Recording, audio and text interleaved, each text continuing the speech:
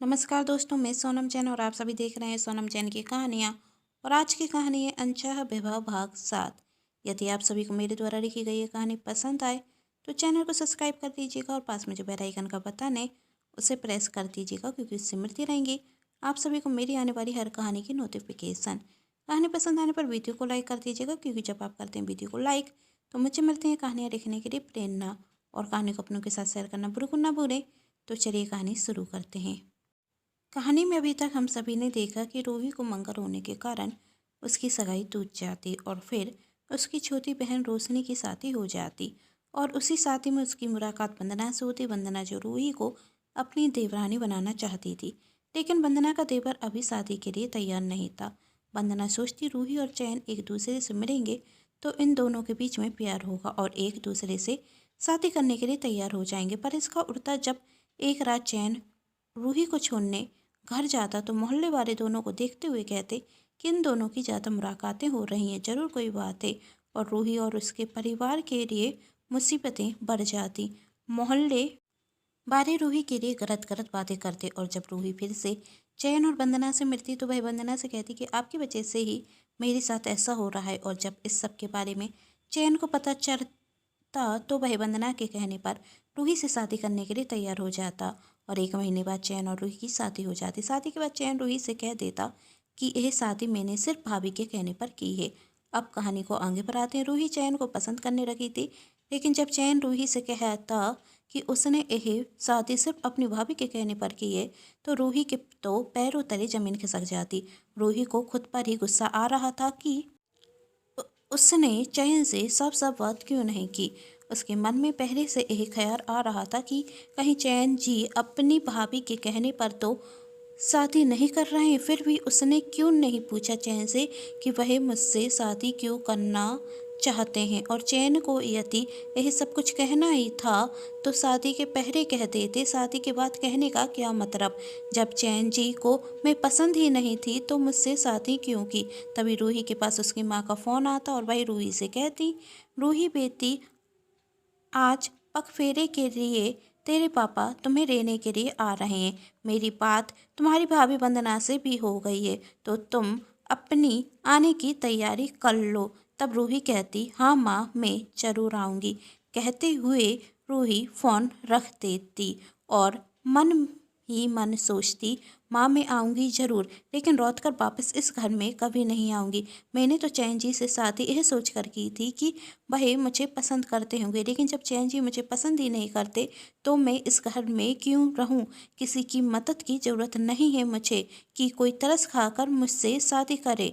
और वंदना भाभी को तो कम से कम मुझे यह बात साफ साफ बतानी चाहिए थी। और मैं इस घर में क्यों आऊं जब कोई मेरा इंतज़ार ही नहीं करेगा।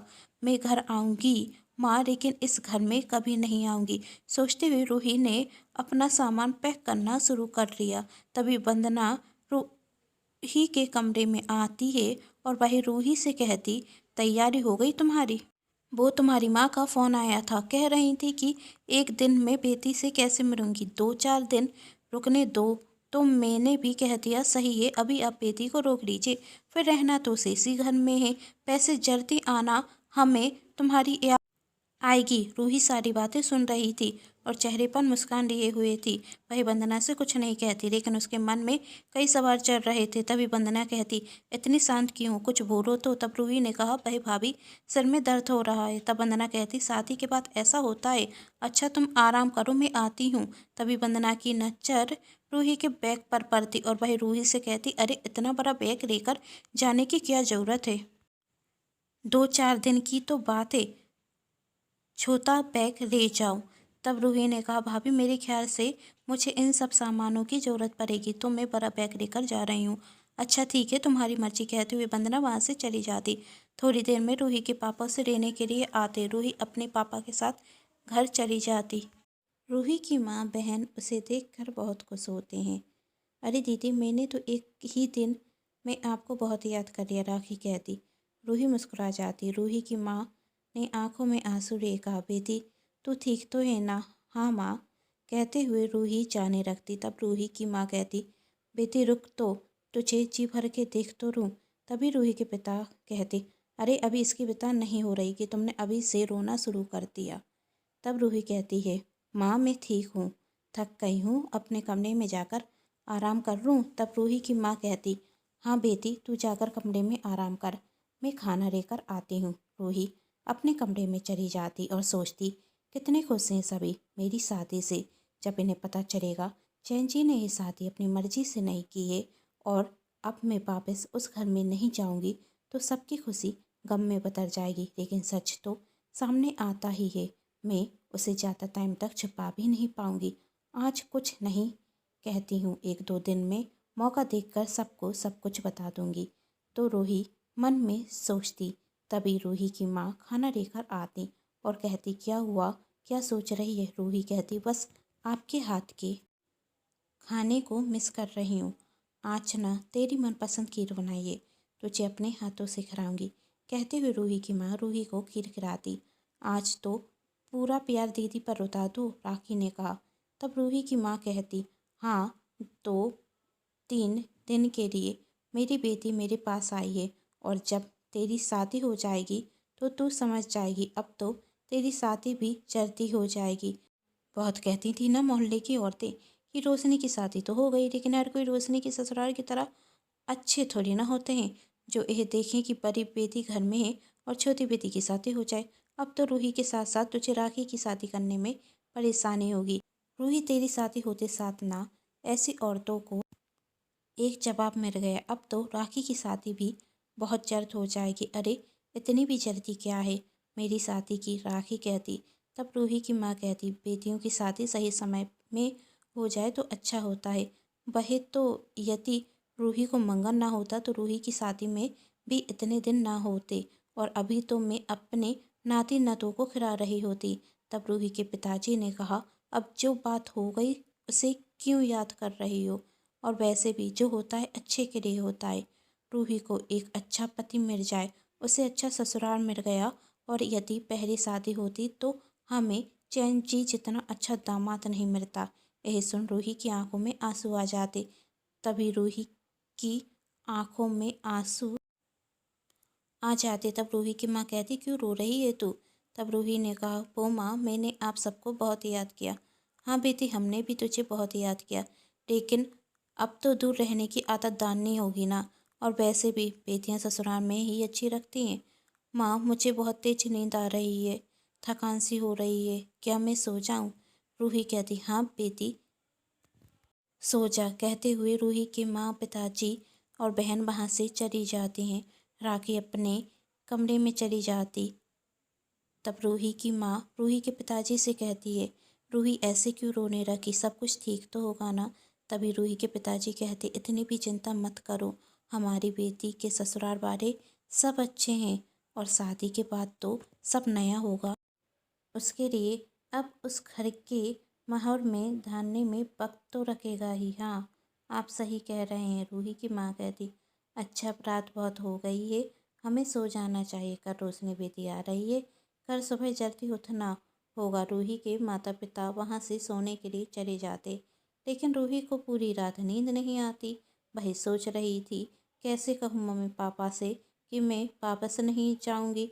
मम्मी तो कह रही हैं बेटियां ससुराल में ही अच्छी लगती हैं, यदि मैं ससुराल नहीं गई तो फिर से लोगों को कहने का मौका मिल जाएगा, और उस घर में भी जाकर क्या करूँगी।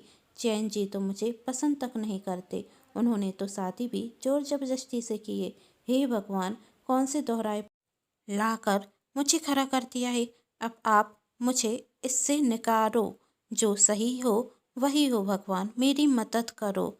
दूसरे दिन रोशनी घर का दरवाज़ा खटखटाती और रूही को देखते ही साथ कहती, कैसे हैं जीजा जी, आपसे प्यार तो करते हैं ना। तब रूही ने कहा, तुझे हर वक्त शरारत क्यों सोचती है, आप तो गुस्सा हो गई। चलिए कोई बात नहीं, बाद में पूछ लूँगी। कुछ ही देर में रोशनी फिर से अपनी ससुराल चली जाती। अब रूही से मिलने उसके आस पड़ोस के लोग भी आते हैं और कहते हैं, रूही हम तो तुम्हारे लिए बहुत खुश हैं, तेरी माँ को तो तेरी चिंता लगी रहती थी, अब तो राखी बेटी की और शादी हो जाए बस, तो तेरे माता पिता की जिम्मेदारी पूरी हो जाएगी। सच कहते हैं लोग, भगवान सुनता है तो एक साथ ही सुनता है। पहले एक बेटी की शादी नहीं हो रही थी और अब दो बेटियों की शादी हो गई और अब राखी बेटी की शादी जल्दी हो जाएगी। अब तेरी शादी हो गई तो राखी बेटी की शादी होने में वक्त नहीं लगेगा। इसी तरह वक्त निकलता गया और आज वह दिन आ ही गया जब रूही को अपने ससुराल जाना था। वंदना चैन से कहती है, आज ऑफिस से जल्दी घर आ जाना, तुम्हें रूही को लेने के लिए भी जाना है। यह सुन चैन कहता, मैं नहीं जा पाऊंगा, आज ऑफिस में ज़रूरी मीटिंग है, वही तो तुम्हारे भैया भी देख रहेंगे। वंदना कहती है, भाभी उस मीटिंग में मेरा होना ज़रूरी है और मैं रूही के घर में क्या करूँगा, आप रूही को लेने चले जाना। कहते हुए चैन वहाँ से चला जाता और वहाँ रूही की माँ आकर कहती, बेटी वंदना बेटी का फ़ोन आया है, वही कह रही हैं कि दामाद जी ऑफिस में व्यस्त हैं, कोई ज़रूरी मीटिंग है, तो वंदना बेटी तुम्हें लेने के लिए आ रही हैं। तभी रूही की बुआ कहती, तो इसमें क्या हुआ, अब तो शादी हो गई है तो दामाद जी तो घर पर आते ही रहेंगे और वंदना बेटी आएंगी तो हमें खुशी होगी। रूही तू जाने की तैयारी कर ले। तब रूही ने कहा, माँ मुझे आपसे कोई ज़रूरी बात करनी है। हाँ बेटा बोल, क्या बात है। रूही की माँ कहती, वही माँ क्या। रूही की माँ कहती हैं, वो माँ मैं उस घर में नहीं जाऊंगी। रूही कहती, ए सुन। रूही की बुआ कहती, तू पागल हो गई, शादी को 2 दिन नहीं हुए और तू जाने से मना कर रही है। ऐसा भी कौन सा पहाड़ टूट गया तेरे ऊपर जो तू ससुराल जाने से मना कर रही है। पर माँ, चैन जी ने मुझसे शादी अपनी भाभी के कहने पर की है। उन्होंने खुद मुझसे कहा कि वह मुझे पसंद नहीं करते। जब वह मुझे पसंद नहीं करते तो मैं ससुराल क्यों जाऊं। यह सुन रूही की माँ दुखी हो जाती। हे भगवान, क्या पाप किए थे मेरे भैया और भाभी ने जो उनके साथ ऐसा हो रहा है। पहले तो रूही की शादी नहीं हो रही थी और अब शादी हो गई है तो ससुराल जाने से मना कर रही है। अरे हमें तो रख रहा था इसकी शादी हो गई तो राखी बेटी की शादी होने में कोई परेशानी नहीं होगी। मैंने तो एक लड़का भी देख लिया था राखी के लिए, इसकी वजह से ही उसकी शादी नहीं हुई थी, क्योंकि लड़के के माता पिता का कहना था कि जब तक बड़ी बेटी की शादी नहीं होगी तो छोटी बेटी की शादी नहीं करेंगे और अब इसके कारण राखी बेटी कुमारी रह जाएगी। लोग तो यही कहेंगे, जब एक बहन शादी कर कर मायके में बैठी है तो दूसरी बहन का क्या भरोसा। 2 दिन अपने भैया भाभी के चेहरे पर मुस्कान देख पाई और अब तुमने इन्हें दुखी कर दिया। मोहल्ले वालों के मुंह बंद हुए थे, लेकिन यह खबर सुनते साथ तो उनके मुंह फिर से खुल जाएंगे कि तू अपने ससुराल में नहीं रह पाई। लेकिन क्या कह सकते हैं, तू वही करेगी जो तुझे ठीक रखेगा और यदि तुझे पसंद नहीं करते तो तू कुछ ऐसा कर कि वह तुझे पसंद करने रखे। पत्नी है तू उनकी, मना रे। अरे क्या हुआ रूही, कहाँ खो गई तू, क्या सोच रही है। रूही की माँ ने कहा, कहाँ खोई है बेटी। चौंकते हुए रूही ने कहा, कुछ नहीं माँ। अरे क्या कुछ नहीं, रूही की बुआ कहती। रूही तू अभी कह रही थी कुछ जरूरी बात करनी है, फिर क्या सोचने लगी। रूही मन में सोचती, यदि अभी मैंने कुछ कहा तो राखी की शादी में परेशानी होगी। तब रूही की बुआ ने कहा, क्या हो गया, कहाँ खो गई। तब रूही ने कहा, यदि किसी बात पर मेरी और चैन जी की लड़ाई हो गई तो क्या मैं यहाँ पर आकर रह सकती हूँ। तब रूही की बुआ हंसते हुए कहती, अरे बेटा, शादी कोई मजाक नहीं होता और हर पति पत्नी में लड़ाई होती है तो रूठना मनाना तो लगा रहता है। जब वह तुझसे रूठ जाए तो तू मना लेना, जब तू रूठ जाएगी तो वह मना लेंगे और लड़के मायके नहीं आया जाता। यह अच्छे घर की लड़कियों के संस्कार नहीं है और वह मुझे पसंद ही ना करें तो बुआ जी क्या करूं। शादी की है बेटा, 7 फेरे लिए हैं, 7 वचन है, उन 7 वचनों को निभाना होता है और उन वचनों में से एक वचन है कि जिंदगी भर एक दूसरे का साथ निभाएंगे। पर ऐसा क्यों कह रही है, क्या दामाद जी तुझे पसंद नहीं करते। यदि वह पसंद नहीं करते तो तुझसे शादी भी नहीं करते और यह लड़के होते ऐसे हैं, अपना प्यार जताते नहीं पर यह प्यार हमसे भी जाता करते हैं। हम अपना दुख रोकर बता देते हैं पर वह रोते भी नहीं है, प्यार का एहसास नहीं कराते। लेकिन सच ये है कि वह हमसे बहुत प्यार करते हैं। यदि प्यार करते तो आज मुझे लेने नहीं आते। रूही ने कहा, भाभी को कोई भेज रहे हैं। तब बुआ जी कहती, कोई ज़रूरी काम होगा इसलिए तो भेज रहे हैं, हमें भी तो उन्हें समझना चाहिए। कभी कभी हम सामने वाले की फीलिंग समझते नहीं और अपनी राय बना लेते हैं। पहले यह तो देख लो कि सामने वाला सही है या गलत, फिर हमें अपनी राय बनानी चाहिए। किसी भी निर्णय को लेने के पहले हमें पूरी बात पता करनी चाहिए कि सामने वाला क्यों ऐसा कर रहा है, क्या मजबूरी है उसकी, क्या कारण है। किसी भी कारण को जाने बिना किसी नतीजे पर पहुंचना गलत होगा बेटा। और मैं जानती हूँ तेरी अभी नई नई शादी हुई है, मन में कई सवाल उठ रहे होंगे और कहीं तेरी और दामाद जी की कहाँ सुनी तो नहीं हो गई। यदि कहाँ सुनी हुई है और आने से वह मना कर रहे हैं तो बेटा वह जरूर आएंगे। और यदि कोई ज़रूरी काम है और वह नहीं आ पा रहे हैं तो तुझे बुरा नहीं मानना चाहिए। तभी राखी आते हुए कहती, माँ जीजा जी आ गए, लो आ गए दामाद जी। अब तो विश्वास हो गया कि वह तुझसे नाराज नहीं और छोटी मोटी बातें हर घर में होती रहती हैं। उसके चलते हुए कभी भी कोई गलत निर्णय मत लेना। हाँ बुआ जी आप सही कह रही हैं। अरे मेरी रूही बेटी तो खुद समझदार है, वही कभी भी कुछ गलत नहीं करेगी। रूही की माँ कहती, तब रूही कहती, हाँ माँ मैं जो भी करूँगी सोच समझ कर करूँगी। आखिर सामने वाला ऐसा क्यों कर रहा है इसका कारण भी जानूंगी। बुआ जी आपसे बात कर कर बहुत अच्छा लगा। माँ अब मुझे जाना चाहिए।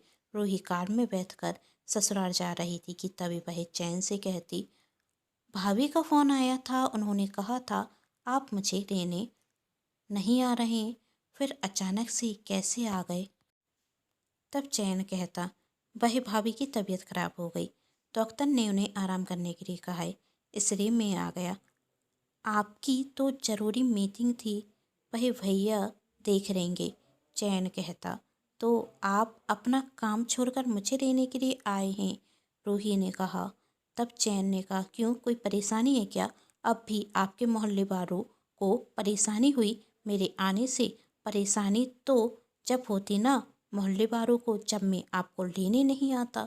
अब हम पति पत्नी हैं पर आप तो इस रिश्ते को मानते ही नहीं, रूही कहती। तब चैन कार के ब्रेक लगाते हुए कहता, मुझे इस बारे में कोई बात नहीं करनी, और गाड़ी को आगे बढ़ा देता। तब रूही मन में कहती, पर मुझे करनी है, मुझे जानना है आखिर आप शादी करना क्यों नहीं चाहते थे। इसके पीछे कोई तो वजह होगी। आप ऊपर से कठोर अंदर से आपको मेरी फिक्र है, यह बात मैं जान चुकी। यदि आपको मेरी फिक्र ना होती तो आप मुझसे शादी नहीं करते। यदि आपको मेरी फिक्र ना होती तो मुझे लेने नहीं आते। मैं वादा करती हूँ आपसे, मैं इस रिश्ते को पूरी ईमानदारी से निभाऊंगी और एक दिन आप खुद कहेंगे आप मुझसे प्यार करते हैं। तभी चैन रूही से कहता है, उतरिए घर आ गया है। रूही अपनी ससुराल में खुशी से प्रवेश करती। अब कहानी में आगे क्या होगा जानने के लिए कहानी का अगला भाग जरूर देखें, जिसके लिए कर लीजिए चैनल को सब्सक्राइब, क्योंकि जब भी मैं लेकर आऊँ कहानी का अगला भाग तो आप सभी को पता चल सके। कहानी पसंद आने पर चैनल को सब्सक्राइब, वीडियो को लाइक एंड शेयर करना बिल्कुल ना भूलें। Thanks for watching.